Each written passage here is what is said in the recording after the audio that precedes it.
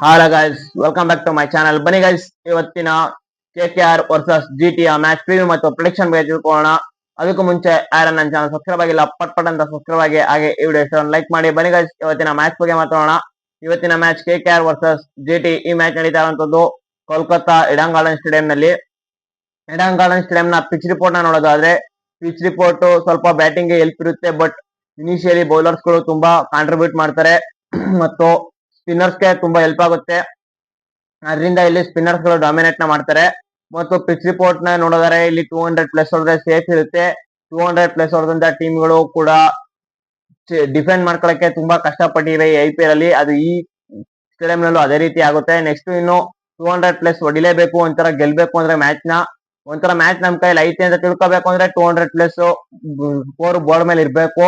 ಆ ರೀತಿ ಆಗೋಗಿದೆ IPL ಅಲ್ಲಂತೂ. ಈ ಮ್ಯಾಚ್ ಅಲ್ಲೂ 200+ ಬಂದೇ ಬರುತ್ತೆ ಅಂತ ಹೇಳ್ತೀನಿ. ಇನ್ನು ನೆಕ್ಸ್ಟ್ ನೋಡಿದರೆ ನೋಡಿದರೆ ಎರಡು ಟೀಮ್ ಹೆಡ್ ಎರಡು ತಂಡಗಳು 6 ಮ್ಯಾಚ್ ಆಡಿವೆ. 6 ಮ್ಯಾಚ್ ಅಲ್ಲಿ GT ಅವರು 4 ಮ್ಯಾಚ್ ನ ಗೆದ್ದಿದ್ದಾರೆ, ಕೋಲ್ಕತ್ತಾದವರು 1 ಮ್ಯಾಚ್ ಗೆದ್ದಿದ್ದಾರೆ ಮತ್ತು 1 ಮ್ಯಾಚ್ ನೋ ರಿಸಲ್ಟ್ ಆಗಿದೆ. ಒಂಥರ ಪ್ಯೂರ್ಲಿ ಡಾಮಿನೇಟ್ ಮಾಡಿದ್ದಾರೆ GT ಅವರು. ಕೋಲ್ಕತ್ತಾ ಟೀಮ್ ನ ಹೆಸರಿಗೆ ಇಲ್ದಂಗ್ ಮಾಡಾಕಿದ್ದಾರೆ, ಒಂಥರ ಪ್ಯೂರ್ಲಿ ಡಾಮಿನೇಟ್ ಮಾಡಿ.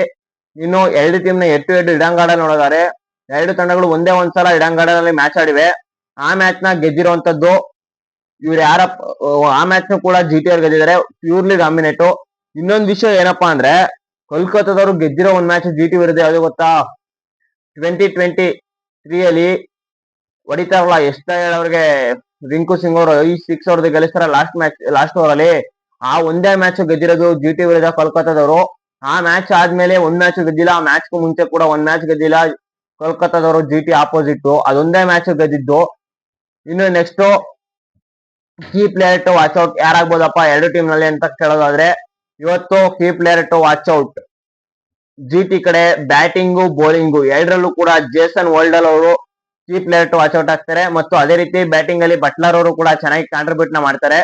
ಇನ್ನು ನೆಕ್ಸ್ಟ್ ಈ ಕಡೆ ಬರೋದಾದ್ರೆ KKR ಕಡೆ ಬ್ಯಾಟಿಂಗ್ ಅಲ್ಲಿ ಯಾರಪ್ಪ ಚೆನ್ನಾಗಿ ಆಡ್ಬೋದಪ್ಪ ಅಂದ್ರೆ, ಬ್ಯಾಟಿಂಗ್ ಅಲ್ಲಿ ಇವತ್ತು ಫಿನ್ ಅಲೆನ್ ಮತ್ತು ಅಜಿಂಕ್ಯ ರಹಾನೆ ಅವರು ಒಂದು ಒಳ್ಳೆ ಓಪನಿಂಗ್ ಪಾರ್ಟ್ನರ್ಶಿಪ್ ನ ಬೆಳೆಸ್ತಾರೆ ಅಂತ ಹೇಳ್ತೀನಿ. ಒಳ್ಳೆ ಬೌಲಿಂಗ್ ಅಟ್ಯಾಕ್ ಐತೆ GT ಅವ್ರದ್ದು. ಕಗಿಸೋ ರಬಾಡ, ಮೊಹಮ್ಮದ್ ಸಿರಾಜ್ ಅವರು ಒಳ್ಳೆ ಪವರ್ ಪ್ಲೇ ಒಳ್ಳೆ ಬೌಲಿಂಗ್ ನ ಮಾಡಿದ್ರು ಕೂಡ ಪವರ್ ಪ್ಲೇ ಅಲ್ಲಿ ಸ್ವಲ್ಪ ನೋಡ್ಕೊಂಡು ಆಡ್ಕೊಂಡು ಒಳ್ಳೆ ಬ್ಯಾಟಿಂಗ್ ನ ಆಡ್ತಾರೆ ಅಂತ ಹೇಳ್ತೀನಿ. ಇನ್ನು ನೆಕ್ಸ್ಟ್ ಬೌಲಿಂಗ್ ಕಡೆ ಬರೋದಾದ್ರೆ KKR ಕಡೆ ಒಂದು ಬಿಗ್ ಕಾಂಬೋ ಇದೆ, ಸುನಿಲ್ ನಾರಾಯಣ್ ಮತ್ತು ವರುಣ್ ಚಕ್ರವರ್ತಿ ಲಾಸ್ಟ್ ಮ್ಯಾಚ್ ಆಡ್ಲಿಲ್ಲ, ಬಟ್ ಈ ಮ್ಯಾಚ್ ಆಡ್ತಾರೆ. ಒಳ್ಳೆ ವಿಕೆಟ್ ಗಳನ್ನ ತೆಗೆದು KKR ಗೆಲುವಿಗೆ ಒಂಥರ ಒಳ್ಳೆ ಕಾಂಟ್ರಿಬ್ಯೂಟ್ ನ ಮಾಡ್ತಾರೆ ಅಂತ ಹೇಳ್ತೀನಿ. ಇನ್ನು ನೆಕ್ಸ್ಟ್ ಈ ಕಡೆ ಬರೋದಾದ್ರೆ ಬೌಲಿಂಗ್ ಅಲ್ಲಿ ಯಾರು ಚೆನ್ನಾಗಿ ಮಾಡೋದಪ್ಪ ಅಂದ್ರೆ, ಈ ಕಡೆ ರಶೀದ್ ಖಾನ್ ಅವರು ಮತ್ತು ಜೇಸನ್ ಹೋಲ್ಡರ್ ಅವರು. ಹೇಳಿದ್ರೆ ಬ್ಯಾಟಿಂಗ್ ಅಲ್ಲೂ ಚೆನ್ನಾಗಿ ಆಡ್ತಾರೆ ಅಂತ, ಈ ಕಡೆ ಬೌಲಿಂಗ್ ಅಲ್ಲೂ ಚೆನ್ನಾಗಿ ಮಾಡ್ತಾರೆ ಅಂತ. ರಶೀದ್ ಖಾನ್ ಮತ್ತು ಜೇಸನ್ ಹೋಲ್ಡರ್ ಇಬ್ರು ಕೂಡ ಚೆನ್ನಾಗಿ ಮಾಡ್ತಾರೆ ಅಂತ ಹೇಳ್ತೀನಿ ಬೌಲಿಂಗ್ ನ. ಇನ್ನು ಈ ಮ್ಯಾಚ್ ನ ನನ್ನ ಪ್ರಕಾರ ಕೋಲ್ಕತ್ತಾ ಅವರು ಗೆಲ್ತಾರೆ.